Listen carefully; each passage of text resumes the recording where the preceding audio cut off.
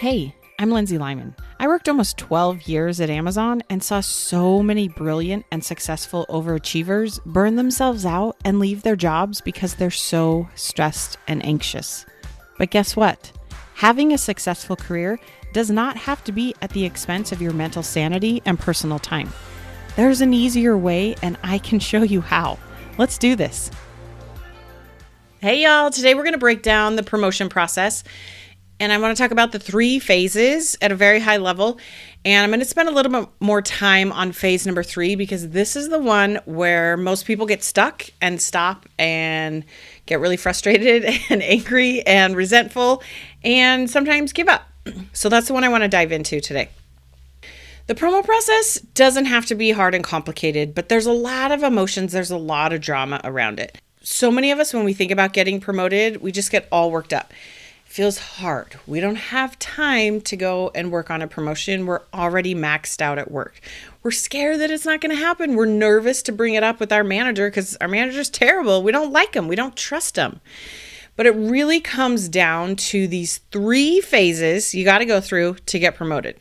Guaranteed. It works every time. Now, but the thing is, it only works when you work it. Okay? But these work. So if you're one of my clients, go into the course material. There is a step-by-step course. I think there's something like 20 plus modules walking you through these 3 phases, step by step, teaching you how, gives you details on what to do, talking scripts for your managers, example documents. On our coaching calls, we can kind of dive into it and get you some customized help. If you're not a client, why not? You want this. I have laid out every single detail to help you get promoted, guaranteed. So if you're not a client and you do want access to this course, it can be yours for less than about the cup of coffee you pay for every day.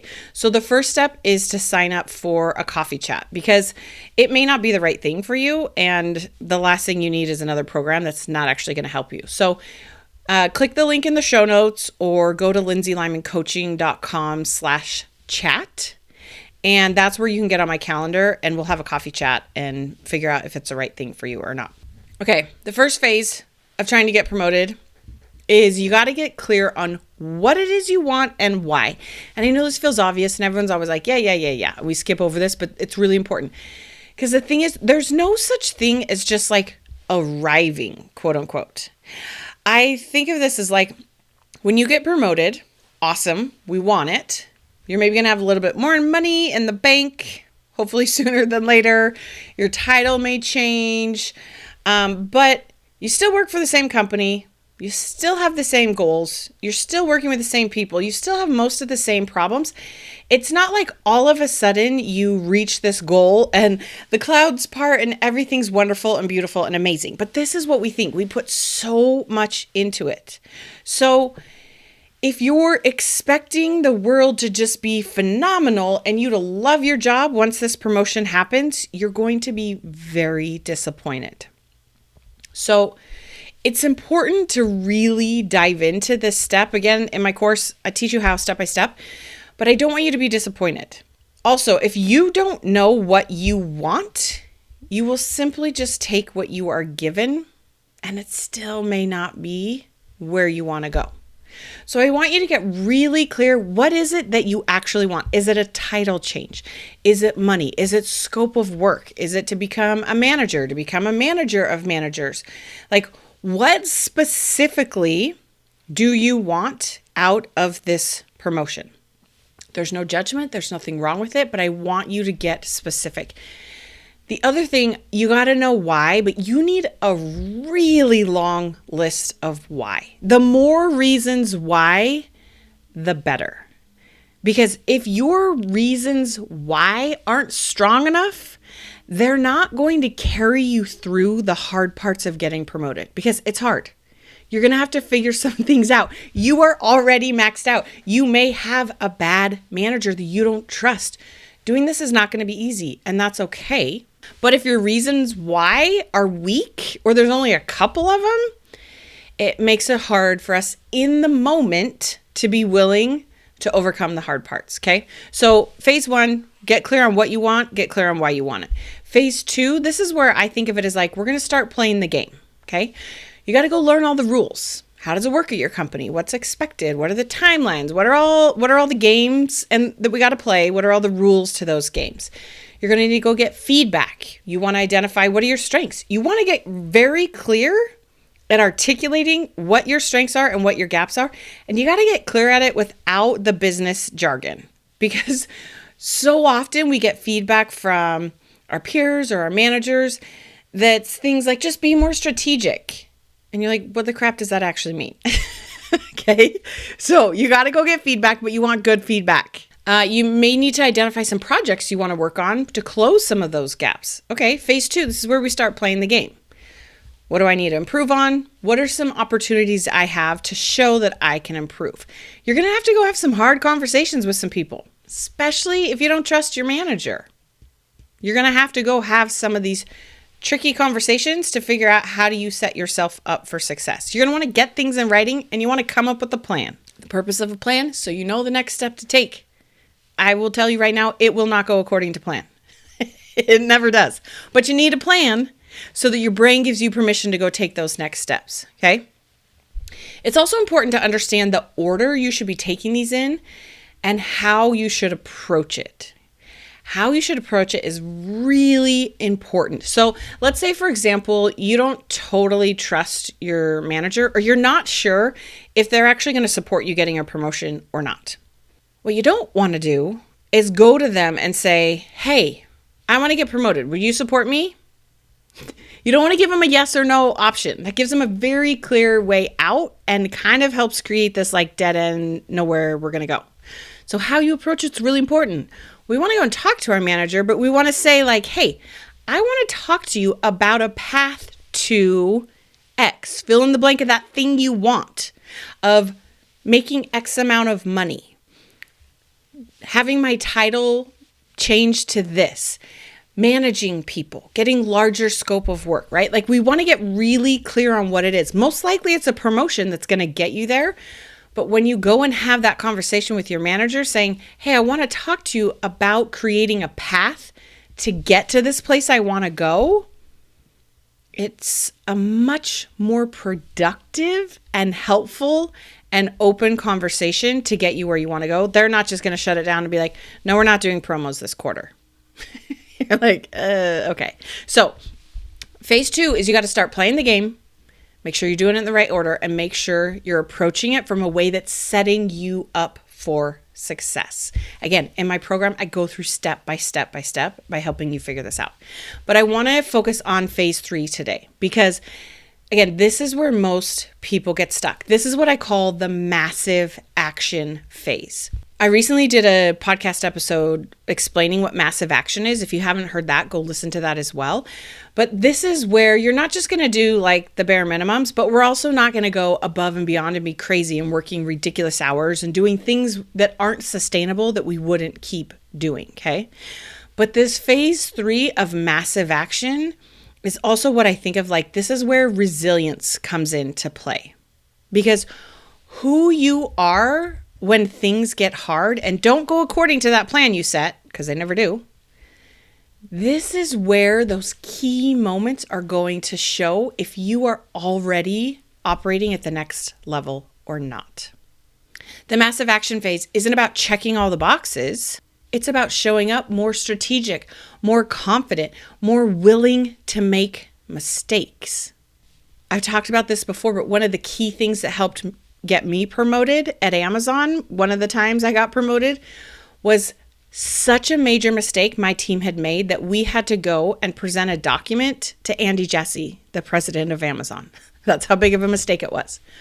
But because I was able to show up acting already as they would expect someone to act at the next level, I didn't do it perfect. I made mistakes, but I was confident. I was all in. I wasn't freaking out. They didn't have to like walk me off the ledge and tell me to chill out. Yes, I was nervous. Yes, they were helping me feel more calm from like a human standpoint, but I wasn't this like ball of anxious mess. I was showing to them, I already act like a leader at the next level. Of course you should promote me. Or one of the software development engineers I work with that got promoted, they were working on a team where like 3/4 of the SDEs on the team got cut. And so this person very easily could have spun out and been angry and frustrated and annoyed like their counterparts were. And rightfully so. They were for a hot minute. But they wanted to show their managers and their leaders, I'm already operating at the next level. Okay, you're going to take some of my tools out of my toolbox. Okay, I still know how to play the game. They were able to go and scale things still when their team was cut. They were able to deprioritize work. They were willing to have some of those hard conversations of saying, hey, XYZ is no longer possible because we don't have these resources, but this is what we can do and we're going to double down, and here's why we're picking this and not these other things. They were able to automate some of the work. Not all of it, not as fast and as amazing as they wanted, but they were able to make some progress because they were pushing for bigger picture solutions. They didn't get stuck in the frustration and annoyance of you just cut 3/4 of the team. They still were able to help the team move forward. Guess what? Promotions come out of people that confidently show up when things don't go according to plan and they get hard. So I want you to have a plan, but I kind of want there to be challenges for you because I want you to take that challenge and look for a way you can use it to your advantage. One of my most favorite thoughts to remind myself when things go crazy and wrong is I'm like, oh, this is what I do. I genuinely believe I am very good at showing up and finding creative solutions when things don't go according to plan. This is what I do. It's kind of boring when it goes according to plan, if we're being honest. Like, the anxiety in me loves it when I can map it all out and check the boxes, but it's also boring and not fun. This is what I do. You want to confidently show up and be all in. Because when things don't go according to plan and you start freaking out, it's going to be terrible and it will all blow up. And you will feel even more anxious and like you have to work more. And what you're doing is you're getting further and further away from that promotion because you're not showing that you're a mature leader that can handle things when they don't go according to plan. So this is why I say I actually want it to not go according to plan. I want it to be hard because it actually makes it so much easier to get promoted. You just got to show it from confidence. So I think when things get hard and rough, our true selves come out. I'll give you an example of this that isn't necessarily related to work, and then I'll tell you a work example. So recently I was traveling from Washington State to Florida. And as I was traveling, I had a layover in Atlanta. And apparently that day, Atlanta had had tornado warnings. So the airport was shut down till about 10 a.m. Like it was just at a stop. So as you can imagine, everything is a hot mess. Everything's backed up. Nothing's on time. People are stranded, missing connections.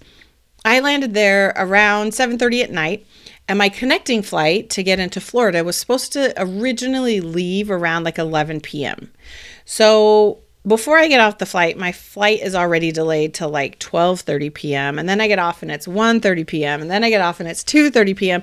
And by this point, it's probably, I don't know, 10:30, 11-ish, and my flight gets canceled.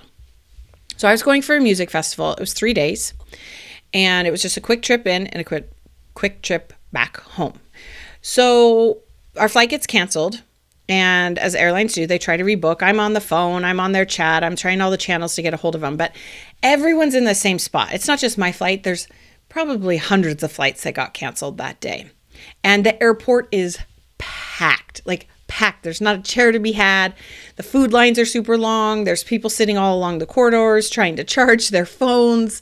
Everyone's crabby and angry, right? When things don't go according to plan, people's true selves show up. So my flight gets canceled, and then I get a notification from the airline saying, hey, your flight's been canceled. We're sorry, but we're not able to rebook you in the next 48 hours. Good luck. I was like, what?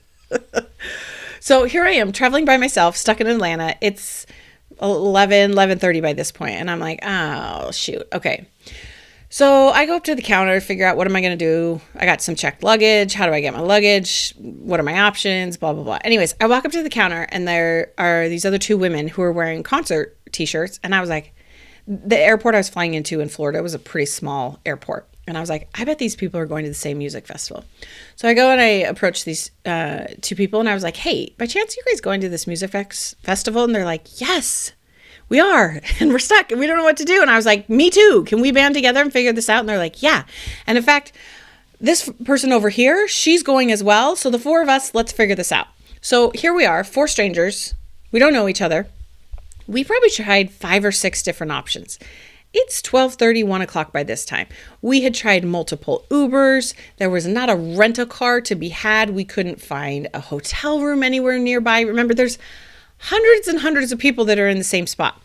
So many people were just angry and mad, berating the people at the airlines. And again, I get it. It's frustrating. Like, I was not happy. I was not excited. But I was like, I can either get bitter or I can get better. I can either be angry and mad and frustrated and yell at these people that are good people that didn't have any control, that have told me they don't really have options to help me, or I can go find a solution. So we found a hotel about 35 minutes away, stayed in a hotel. We ended up finding a rental car about 30 minutes away from there. The next morning, we ended up driving the 5 hours into Florida. We made it in time. And I made 3 new friends that I still am in contact with. And we had a good time and we made the best of it. Was it hard? Was it stressful? Yeah. But did we show up as adults that had a goal and were determined to get to this music festival no matter what? Also, yes. I know there are people that didn't make it there to that festival.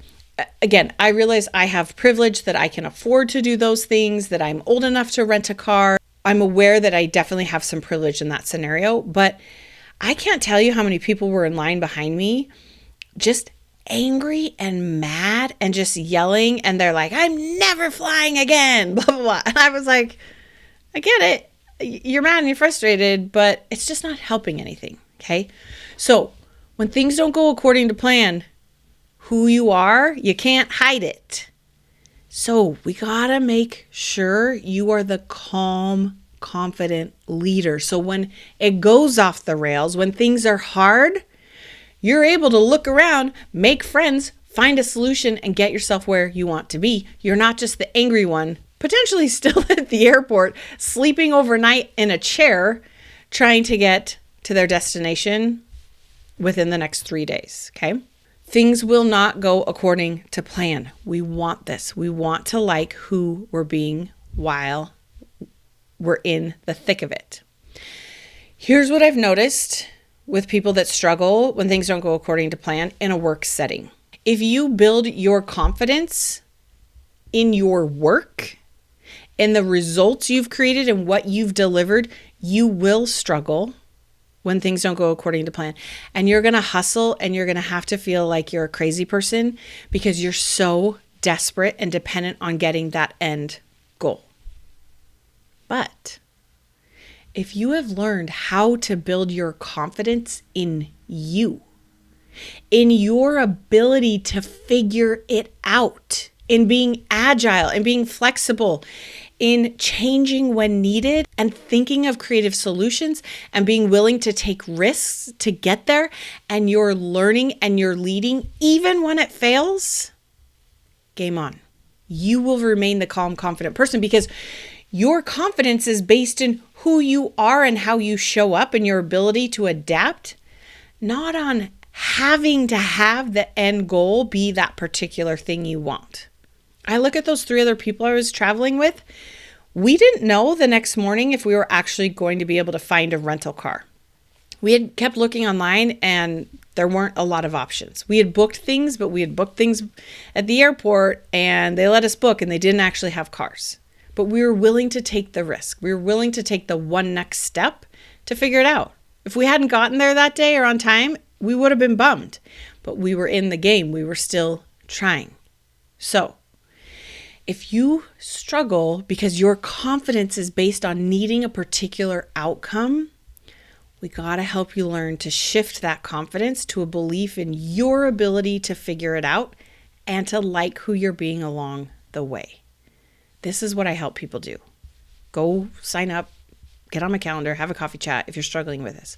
But it's so important to figure this out because who you are along the way is who you will be when you get there. And if you feel like your only option to get promoted and to figure this out is to work more and stress more and hustle more and do more, we got work to do. And it's work worth doing. Because imagine how amazing it's going to be when you not only figure out how to build your self-confidence, but you also get promoted along the way. Not only are you going to like your job again, but you're going to start learning again at a faster pace and keep growing and being successful. I'm telling you, the leaders that succeed are the ones that are the calm, confident leaders that have a plan and can show up and be all in, level-headed as a good person when things don't go according to plan. We need more of those leaders. I want you to be that person. There's a lot of leaders out there that turn into jerks and yell and are rude and aggressive and ask their teams to do crazy things when things don't go according to plan. That is not helpful for anyone. We need you to show up as the amazing good person that you already are. So quick recap, 3 phases to get promoted. You got to know what you want and why. You got to go play the game and start doing the work. And 3, you got to take massive action, especially when things don't go according to plan. All right, y'all, you're amazing. You got this. We'll talk soon. If what you're learning from this podcast is helping, this is just the beginning. Each week, I offer a limited number of coffee chats so that you and I can connect one-on-one and talk specifically about what's going on for you. You'll leave this call feeling more hopeful and motivated, but I'm also going to teach you a few things to try right away to get unstuck. Space is very limited and these are free, so grab your spot before they're gone. Click the link in the show notes or go to lindsaylymancoaching.com/chat and sign up today. You got this.